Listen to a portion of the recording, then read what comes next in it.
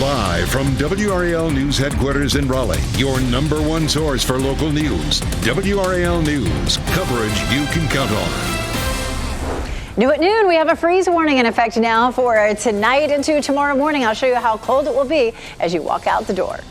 Also breaking news this noon, investigators take the next step to identify a body found in a fire pit. We're standing by with an update. Plus, new information this noon about a deadly crash involving a vehicle and a utility truck. It is another chilly afternoon out there, even under these sunny skies right now. And tonight's we're under a freeze warning. Good afternoon to you. I'm Jeff Hogan.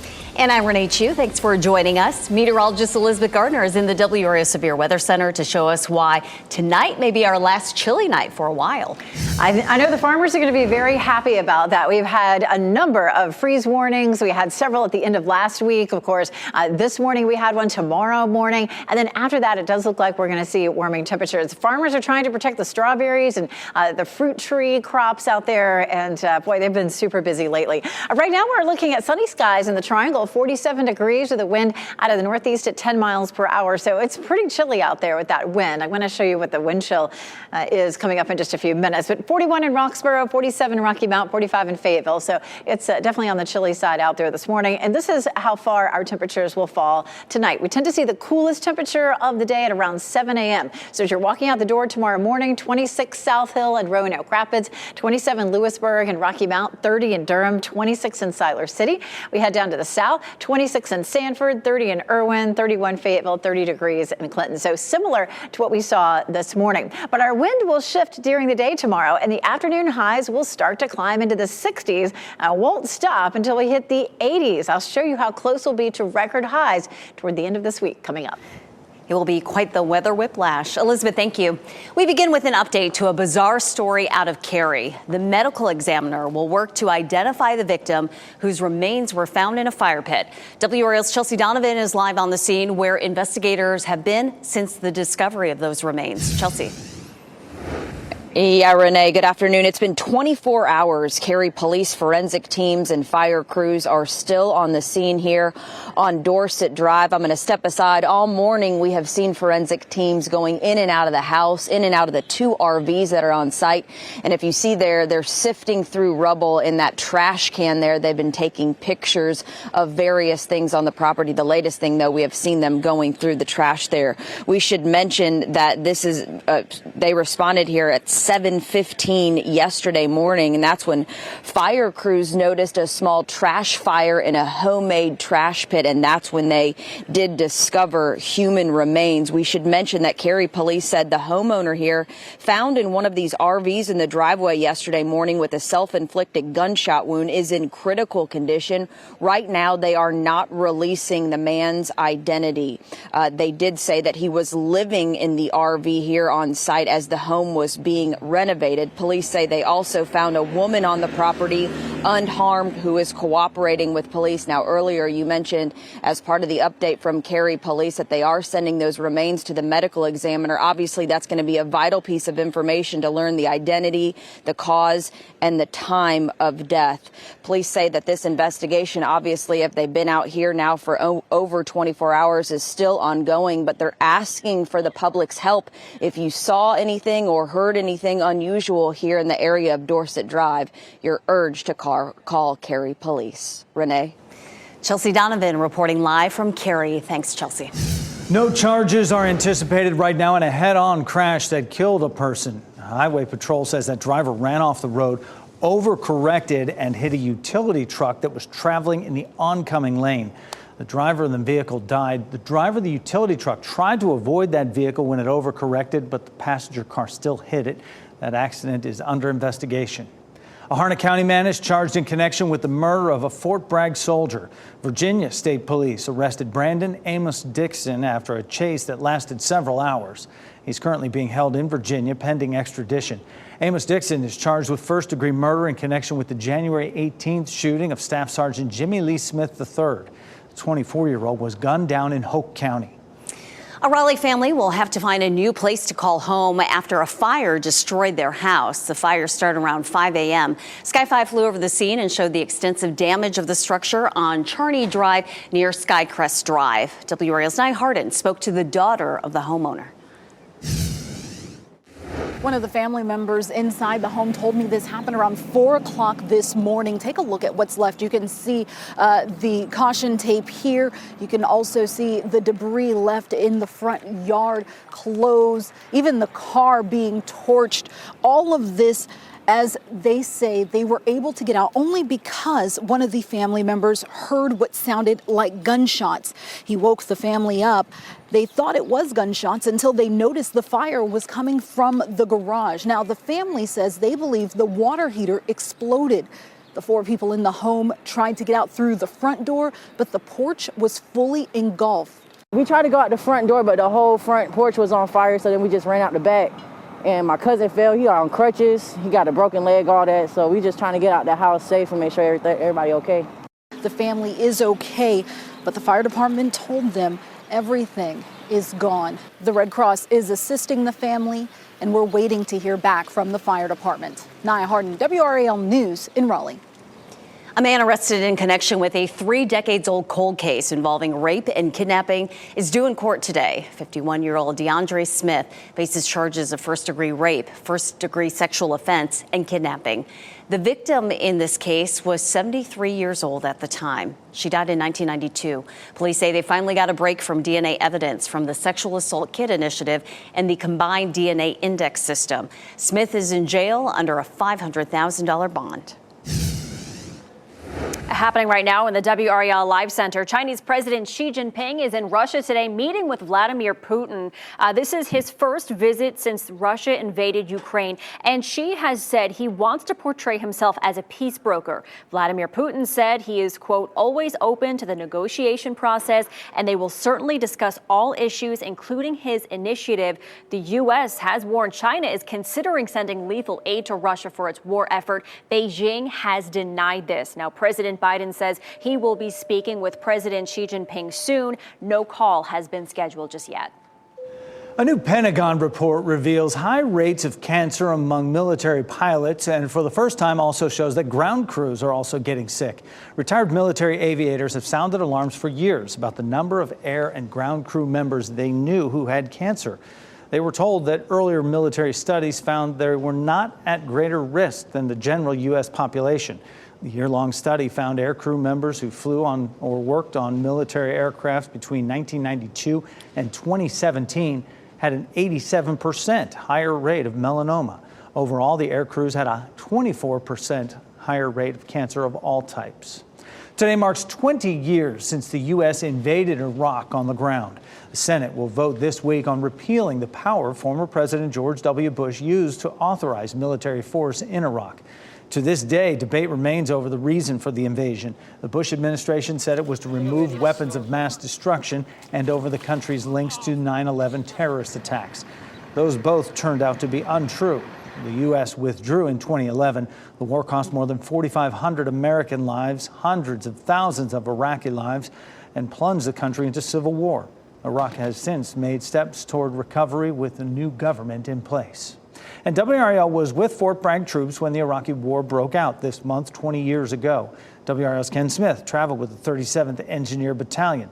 The troops were positioned in the desert city of Kuwait for several weeks before moving into Iraq. When the Saddam Hussein regime eventually fell, our WRAL crew made the trek north with Fort Bragg troops to Mosul. We spent about 2 months covering the stories of our Fort Bragg soldiers and their mission. We would return 2 years later with the North Carolina Army National Guard.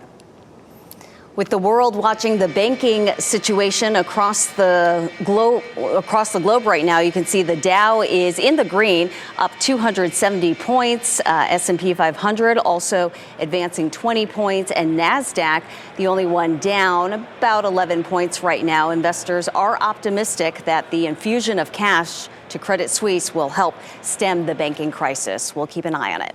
Wake County leaders are working on a plan to make sure families can put food on their tables. Commissioners will get an update today on a $7 million proposal to tackle hunger. The money would be used to increase food pantry storage and increase access to free food programs, among other efforts to ensure food security. This comes after Congress failed to approve the extension of extra SNAP benefits for millions of American families. A new federal report finds more Americans say they're struggling to keep up with paying their bills. According to the Census Bureau survey, 36% of the people asked say they've had trouble paying bills over the last week. That's 25% more compared to the same time period a year ago. Two key reasons include inflation and the loss of federally given pandemic aid. More difficulties are reported in southern states where many wages are still at the federal minimum of $7.25 an hour. You can get the most out of your tax refund by calling WRAL 5 on your side's Tax Pros on Call. It's tomorrow, and experts will be answering your tax questions from 4 until 7 p.m. tomorrow. And here's the number to call, 919-234-5007. Tax code is complicated. Avoid costly mistakes by reaching out to Tax Pros on Call tomorrow. Next at noon, former President Donald Trump predicts he'll be arrested tomorrow for allegedly paying hush money to an adult film star. How he is asking his supporters to protest. Also, peanuts or illegal ivory? What authorities in Vietnam found being smuggled in shipping containers. Plus, getting a handle on gun violence. At 12:30, the new Wake County program designed to keep people safer. Download the new WRAL streaming apps on Roku, Fire TV, Apple TV, and Android TV.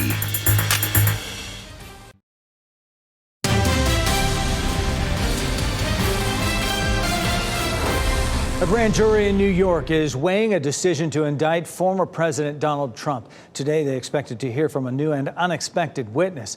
This testimony comes after the former president sent shockwaves through the political world over the weekend by predicting he would be arrested tomorrow. Garrett Hake shares who is coming to Trump's defense. New York City bracing this morning for what could be an unprecedented decision by a Manhattan grand jury, whether to indict a former president for the first time in history.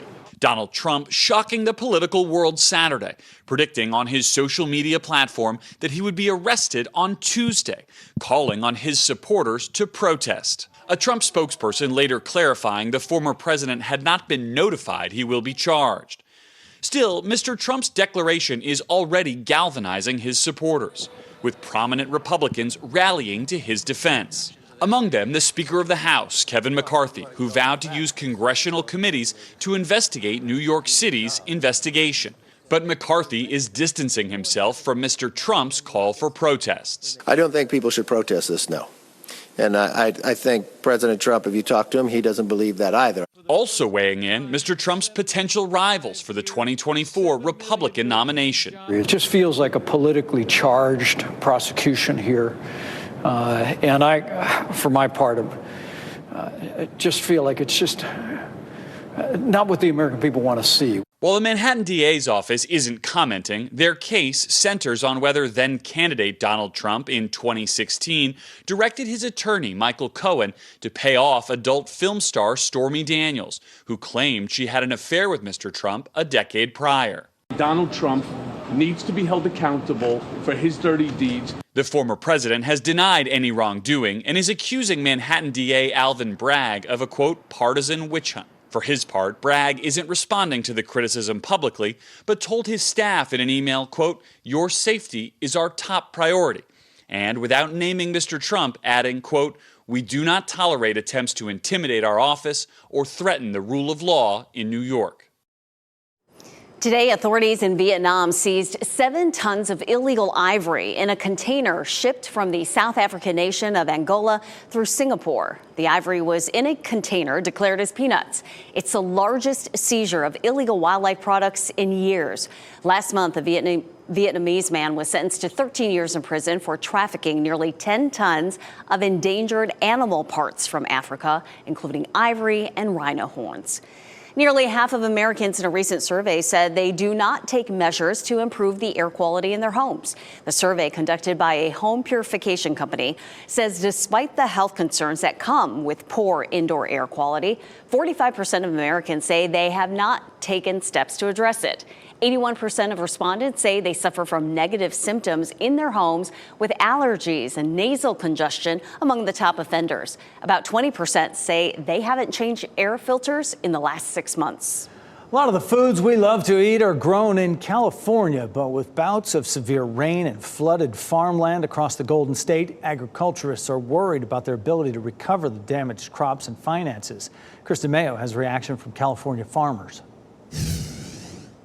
Communities across portions of central and southern California remain underwater after several days of intense rainfall.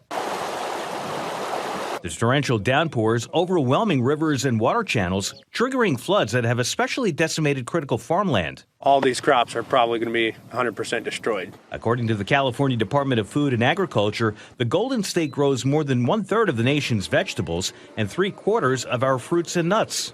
Here in California, we feed the world, not just the country, we feed the world. In the city of Tulare, several feet of water are drowning crops like wheat, almonds, and pistachios. The floods are also preventing some farmers from planting corn, which could cause some delays in food production down the line. Crop losses, my personal opinion, is between hundreds of millions to $billion+ California is also the largest dairy producing state in the country, according to the USDA.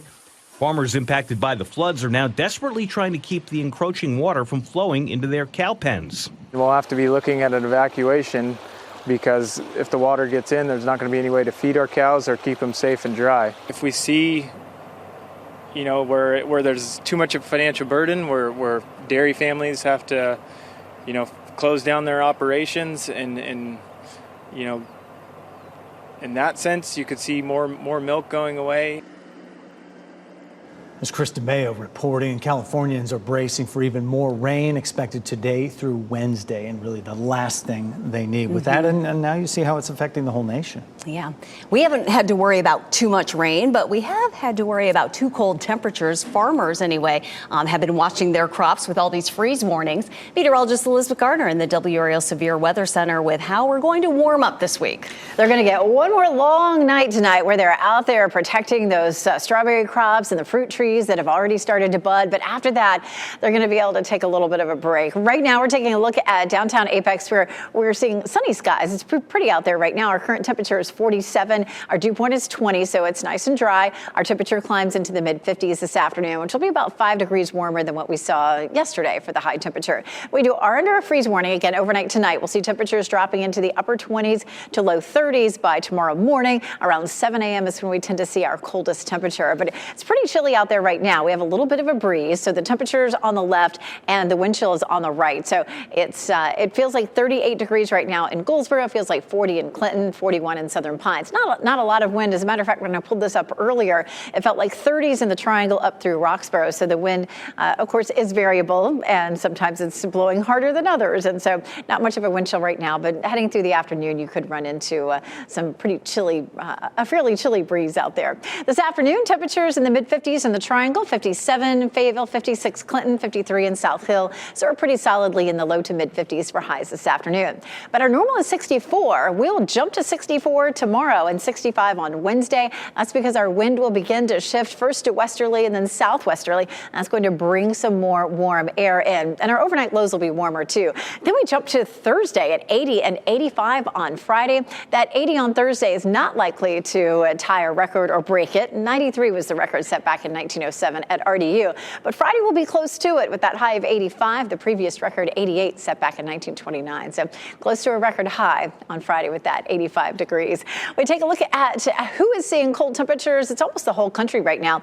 Right now, the blue color contours are where temperatures are below normal. And then we get a surge of warmth coming up out of the south and southwest. And you can see the color contours changing to yellow and orange. Temperatures will be well above normal Thursday, Friday, and into the weekend. And as we look ahead, we're seeing more of that. For so much of March, it seems, every time we looked at the 6 to 10 day outlook, it was below normal. But now the 25th through the 29th is showing above normal. So we're going to climb up above normal starting, to normal tomorrow, up above normal by Thursday. And it looks like we may stay there through the weekend and maybe even into parts of next week.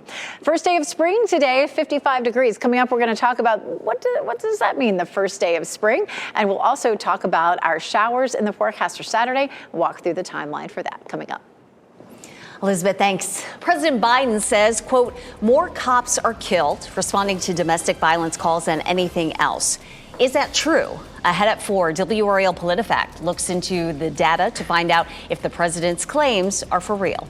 Plus, a group of neighbors sues the city of Raleigh. They want a judge to throw out a change that allows for denser development. Why the city made the change in the first place and what's next in this case. That's at 5:30 tonight. Meantime, still ahead this noon, Chick-fil-A is rolling out changes to its rewards program. Why it may take you longer to earn that free menu item. And that's not the only program getting an update. Which Twitter users could lose access to their accounts today?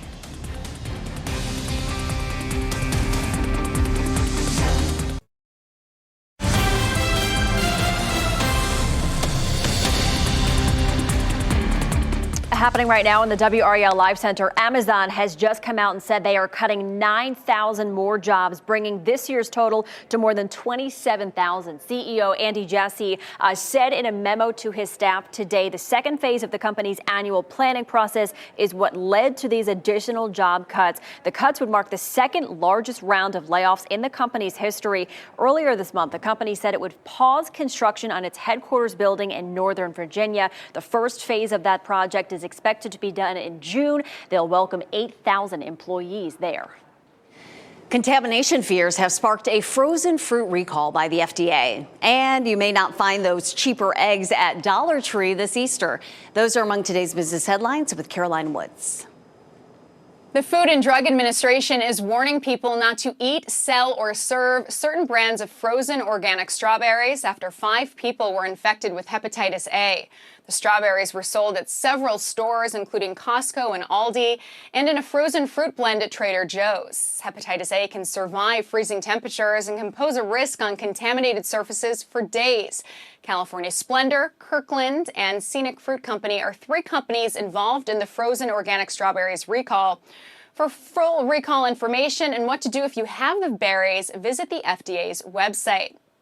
Chick-fil-A freebies, they come at a cost. The fast food company is tweaking its rewards program following the lead of Chipotle, Starbucks, and Dunkin', meaning customers will have to spend more to earn points for free perks on select menu items. Also, you'll need more of those points to redeem for freebies on the Chick-fil-A app. Chick-fil-A didn't reveal which food items will have higher redemption values, but said all the changes go into effect on April 4th. And no more cheap eggs at Dollar Tree. The company says it will stop selling eggs because it can't afford to stock them for their average price of $1.25 a carton. Egg costs soared 38% for producers and 55% for consumers in February, according to the Labor Department. Dollar Tree says it will bring back eggs once prices return to more historical levels, adding that it probably won't be in time for the year's biggest egg holiday, Easter. And those are your business headlines. I'm Caroline Woods at the NASDAQ market site. Some Twitter users risk losing access to their accounts as of today. Twitter is taking away 2-factor authentication via text message from all users who aren't subscribed to its premium service, Twitter Blue. 2-factor authentication is a security measure that requires you to enter a code when you log in addition to your login details. Twitter may lock users out of their accounts if they haven't disabled that option by today. And an app meant to help make grocery pickup easy for shoppers is reportedly having an adverse effect. According to a report in Business Insider, some Target customers aren't using the arrival notices correctly. Instead of sending an en route notice to give employees a heads up, some customers are tapping the "I'm on my way" and "I'm here" features very quickly after the other. The situation causes employees to rush to fulfill orders because of the short notice, triggering a domino effect of delays. Reducing gun violence in the capital city, the program Raleigh leaders are implementing to accomplish that goal. Plus, artificial intelligence is meant to make life easier, but one family says the reverse is true for them. Why their lawyer claims the software is partially why their daughter was taken away from them. And here are your winning lottery numbers on your screen right now.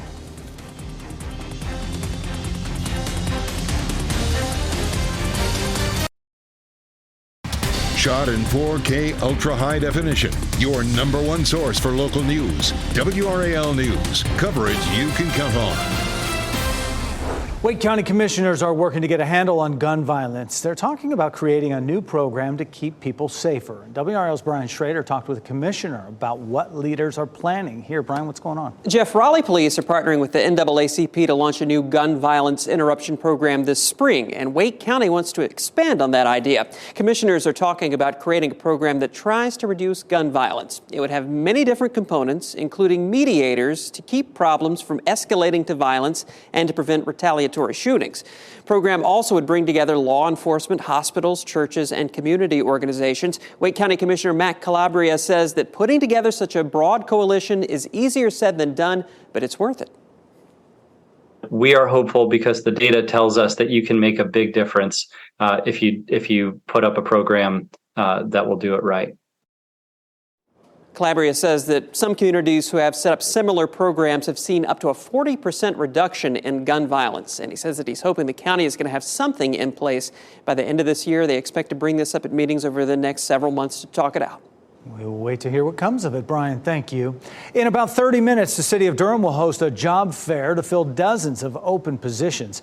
It runs from 1 to 6 this afternoon at the Durham Convention Center. The city is looking to hire more 911 operators, fire and police recruits, maintenance workers, and administrative workers, among other positions. You can see a list of all the job openings on the city's website. Across the country, at least 11 child welfare agencies use artificial intelligence programs to try and identify children who may be at risk of danger in their homes. Marianne Rafferty introduces us to a Pennsylvania couple who says the system unfairly flagged them based on their disabilities.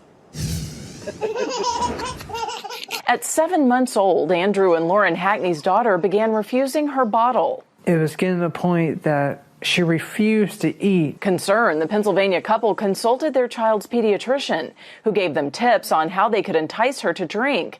But after days of no progress, the Hackneys say that the doctor told them to bring their daughter to the emergency room. They said she was dehydrated and it was malnourishment. After roughly 2 weeks in the hospital, their daughter started bottle feeding. But at that point, the Hackneys say child welfare agents from Allegheny County arrived and placed their child in foster care. I really want to get my kid back. I miss her, especially holding her. Allegheny County uses an artificial intelligence tool to review family data. The AI system then gauges how unsafe a child could be in their home.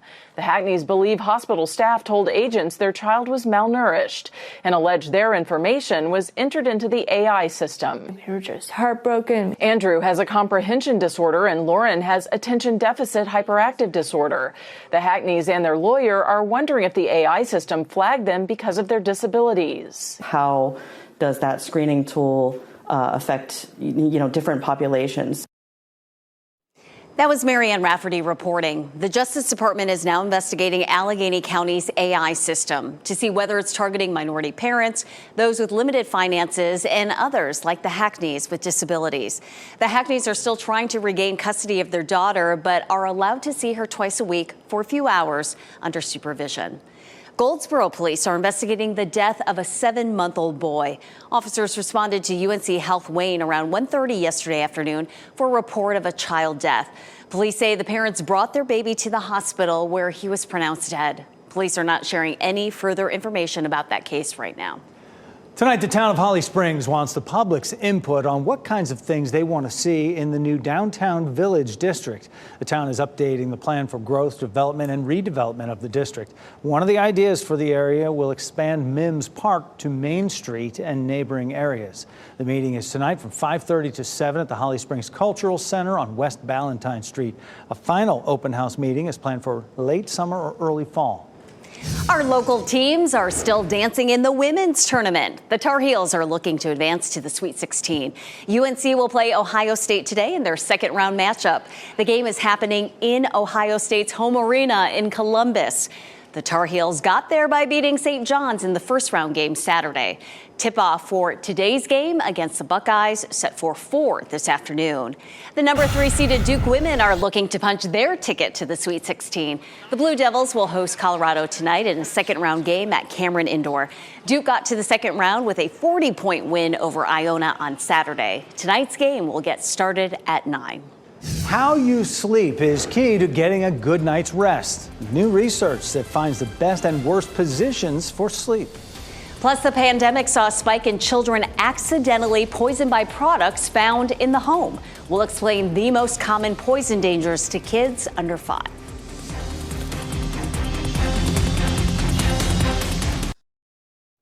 Most people spend about a third of their lives either asleep or resting. During sleep, the body recharges and repairs itself. Jason Howland explains why a good night's sleep often can be determined by in which position you're lying in bed. Back sleepers, beware. I know many people find it to be comfortable because they're not putting weight on their joints. But Mayo Clinic experts say sleeping on your back is actually the worst sleeping position, especially if you have sleep apnea. Sleeping on the back means that your tongue and jaw can fall down and crowd your airway. And many people snore more on their back. Sleeping on your stomach helps keep the airway open, but it can put a strain on your spine and neck. There's a host of evidence overall suggesting that probably sleeping on the side is better. Side sleeping helps prevent the airway from collapsing and can reduce snoring. Side sleeping also is recommended during pregnancy, especially the last trimester. And sleeping on the left side is best because it keeps pressure off internal organs and promotes healthy blood flow. If you're in your last trimester of pregnancy, when you sleep on your back, that uterus is compressing your inferior vena cava. It's compressing the arterial system. Sleeping on your side also is considered by the Sleep Foundation as the best for people with neck and back pain, especially if you place a small pillow between your knees. The number of children who died from accidental poisoning saw a significant surge in 2021. The Consumer Product Safety Commission reports within that year, 59 children under the age of 5 died after they somehow ingested medications or illicit drugs. Now, that's a spike of 37% from the year before. The top products involved in these types of poisoning are blood pressure medication, acetaminophen, antidepressants, laundry packets, and bleach. Our look at county-by-county coverage takes us to Lee and Wayne counties. Tonight, Lee County commissioners are expected to vote on a resolution that would combine the Health Department and the Department of Social Services. If approved, they'll become the Lee County Consolidated Human Services Agency. If the action is approved, that consolidation would be effective July 1st. The meeting begins at 6 p.m. at the Dennis Wicker Civic Center on Nash Street. The city of Goldsboro is considering adding 2-hour limits on some downtown parking spaces. City Council will talk tonight about a plan to enforce 2-hour parking on Center Street between Ash and Chestnut and on Mulberry and Walnut Streets between John and James. A $25 ticket would be enforced on cars that park longer than 2 hours. If the plan is approved, the city plans to put signs in place in June. It is first day of spring, and one local community is inviting people to the area with an original campaign. We'll learn more about the pine cone scavenger hunt. Plus, how's this for a help wanted ad? If you love animals, you could become a professional bear hugger. That story after the break.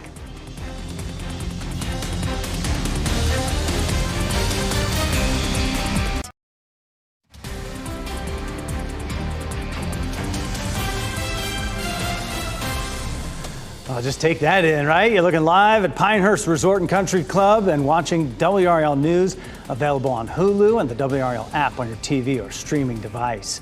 We're going to keep it in Moore County this noon, where it is the year of the trail and first day of spring, although it's a little chilly out there. The folks at Pinehurst, Southern Pines, Aberdeen Area Convention and Visitors Bureau would like you to hit their trails. Joining us now is the president and CEO of the Bureau, Phil Wurz. Phil, thanks for joining us so much. We know it's the home of American golf, but also known for some great original ideas, like this Pine Cone Pathways scavenger hunt for one of these specially made glass pine cones that we have right here. This is more than just a treasure hunt. Take a look at these. They are beautiful. Is there some embedded exercise in all this, getting people out to the trails? Yeah, Jeff, first of all, thanks for having us. And yeah, this was an initiative. It's actually a law. Year of the Trail is actually a law was enacted by the General Assembly a couple of years ago for just this year, 2023. And our friends who visit North Carolina said, you know what, let's get all 100 counties involved, get people out on the trails, get some fresh air. So at the CVB, we're like, you know what, pine cones, longleaf pine, we're the land of the pine. So let's partner with glass makers, Joe Grant and his team at Star Works in Star. We said, hey, can you produce about 100 of these? There's a look at some of those pine cones there in our office at the CVB, and they're beautiful, colorful, shiny, and we're going to hide them on trails throughout Moore County, and that started today. So we've got pine cones out in Southern Pines at Whitehall Track, Southern Pines Reservoir, Nicks Creek Greenway, and up in Robbins at Bear Creek. And every week we'll send a few more out onto trails with special hiders and put them in places that hopefully people will find, and then they can maybe win some prizes. Collector's items for sure. What kind of prizes? Well, when you see the pine cones, you don't see them there, but they're going to have a tag. When you see them in the wild, they'll have a tag with a special QR code. You'll just scan that. It'll take you to a landing page where you can register your pine cone. It basically takes it off the grid so we know you found it. And then you could take a picture, submit that, and then submit your information. And you have a chance to win a 2-night stay here in the Pinehurst area and a $250 gift card. So pretty cool. I know it runs for several weeks, but we're counting the days. 450 days, I looked at the website, until the 2024 Men's U.S. Open returns. Lots happening down there, including the 10th course. We've seen this before from the air. Angela Mosier, the lead design associate, and she is a hands-on lady, huh? She sure is. She works with Tom Doak, and a lot of people have heard of Tom Doak. He's one of the most renowned golf course architects in the world. And he's teamed up with Angela Moser, who, there are plenty of women that work in the golf industry, but I knew of very few other than Angela Moser, who is a golf course architect and shaper. She's from Germany originally. She's done work with Tom around the world and is doing a phenomenal job right now shaping what is going to be the 10th course at Pinehurst Resort. It should be done, I understand, by this fall. They won't officially open it until early next year. Definitely in plenty of time for the 2024 U.S. Open, which is going to be in June of next year. And open to the public. We'll look for her out on the tractor, moving some dirt around there. Phil Wurz with the CVB, President and CEO, thank you so much. And there's more from Moore County. We find it every day. Appreciate you. Thanks, Steph. Take care. What a cool way to get people to get outdoors, right? Well, speaking of the outdoors, talk about a unique job opportunity. This is in New Mexico. The Department of Game and Fishing there says it is looking for bear huggers. Yes, if you're interested, you must have the courage to crawl into a bear den. Have the trust in your coworkers to keep you safe during the process. The viral job listing is actually for conservation officers. A love of bears is not the only qualification, though. Applicants must also have a bachelor's degree in biological sciences, police science, or law enforcement, natural resources conservation, ecology, or related fields. But what a cool viral ad that's making the rounds on social media. Meteorologist Elizabeth Gardner in the WRAL Severe Weather Center with a reason to get outdoors with spring coming, although today it's just on the cool side. Instead of this being the first day of spring, I think we're just going to rename it the last day of winter. Take a look here at Clinton. We actually have snow flurries that are falling in parts of Sampson County, some sleet close to the coast, but all these gray skies that you're seeing here in the southeastern part of North Carolina, we're having a lot of people report a few snow flurries there. So, I guess that's the way to welcome spring in North Carolina, a few flurries. Take a look at here on the radar, and you can see where this band of precipitation is. You can expect pretty much all of this to be producing some flurries. So we're seeing that just east of Lumberton, just west of Elizabethtown. And then here across Clinton, you can see that band of precipitation there. A lot of that is actually some snow flurries, also down at the southeastern corner of Cumberland County there. Some reports closer to the coast again of some flurries and some sleet as well, particularly over in Surf City. So I guess it's going to be just kind of a fun way to say goodbye to winter and hello to spring with a few flurries. Here's a look at what's likely to happen with that over the next few hours. You can see we continue to have a little bit of light patchy precipitation. A lot of that might be just some snow flurries. Now, none of this is, of course, sticking. It's all melting. At 3 o'clock, we're seeing sort of the last bit of that. And by 5 o'clock, it's all gone. We're back to some sunshine in our southeastern counties. But just kind of a fun gee whiz. I hope somebody out there is taking some pictures of it for us. In Goldsboro, we're seeing a mix of sun and clouds, but it's beautiful and bright in Apex and Chapel Hill. In Fayetteville, we're also seeing there just a mix of sun and clouds. Cold temperatures out there, certainly. A freeze warning that's in effect for tonight and into tomorrow morning. Our current temperatures are mostly in the mid-40s, 45 Fayetteville, 46 Goldsboro, 43 in Roxboro. But just above the ground, the temperatures are cold enough for some of those snow flurries to develop and then finally come down and hit the ground and melt. Today, of course, is officially the first day of spring. It is the vernal equinox. What does that mean? Well, because the Earth is tilted on its axis, we end up having seasons. Of course, during the summer, the northern hemisphere is tilted toward the sun. During the winter, it's tilted away from the sun. So we have colder temperatures, we have shorter days and longer nights. And of course, in the autumn and in the spring, we have the middle part where we have almost equal parts daylight and darkness. Of course, we're headed this way around the sun, and that means that our days are going to start getting longer now and the nights shorter. And eventually, this cold air is not going to win because we'll end up with enough daylight that it's finally going to start to warm us up. We'll actually start to feel it tomorrow. High pressure keeping things mostly dry, a little disturbance swinging up the coast. We're going to see another one that swings through on Wednesday. You can see just a few isolated showers that are going to push in for us during the day on Wednesday. This version of Futurecast's latest run showing a little bit more rain. We had 20%. If it continues to look that wet, we'll have to bump up those chances. Then our next chance of rain comes in on Saturday. We're going to see our cold front moving through. It's going to bring us some afternoon and evening showers. So a chance of rain on Wednesday and then again on Saturday. Nice warmer temperatures. We're close to normal on Wednesday and Thursday and in the 80s on Thursday and Friday. Thanks, Elizabeth. You know, we've done lots of stories about interesting things TSA and Border Patrol agents find, but the latest find was potentially dangerous, where the slimy creatures originated and the effect they could have on humans.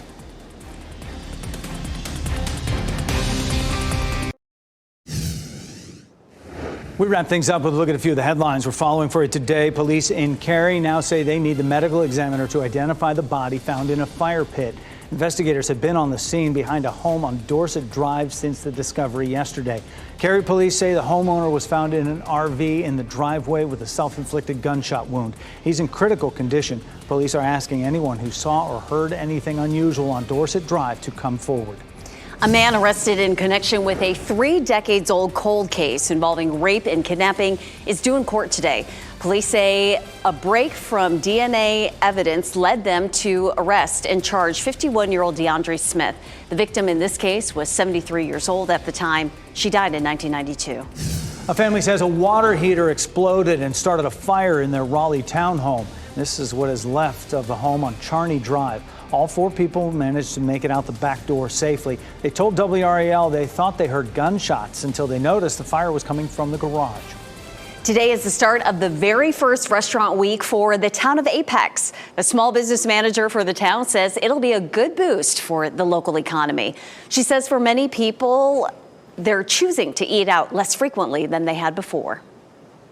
In small business, primarily what you're spending money on is not like, let's say, need items. They're kind of want items. So having an event like this that still allows you to maybe more easily access those kinds of things.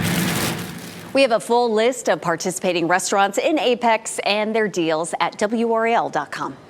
You likely won't find this next item on the menu during Restaurant Week. U.S. border agents found 6 giant live African snails in a suitcase owned by a traveler from Ghana. The snails are deemed a prohibited organism by U.S. officials since they can cause harm to humans and the environment if they are set free. Some of these African snails can grow up to 8 inches long and carry a parasite that can lead to meningitis. Oh my, what a story to tell. Well, after that, we know you want to see something cute and cuddly, right? Well, how about this? Our pets of the day love being around people, dogs, and cats. Meet Chewy and Moose. These 3.5-month-old pups are very humble, polite. They love to cuddle in your lap. They would enjoy a family that will take them for walks and outdoor playtime. Either Chewy or Moose would complete your family. If you love to snuggle and have the patience to train a tender-hearted pup, call ARF, the Adolescent and Animal Resource Fund, at 919-894-1111. They're cute. These started as spam calls, and now you're just as likely to get spam texts. Today on your News at 4, we'll explain how new rules from the FCC are designed to protect you. NBC News Daily is next on WRAL, your next local news update in 30 minutes. Keep watching WRAL News over the air Channel 34 and Spectrum Channel 1257.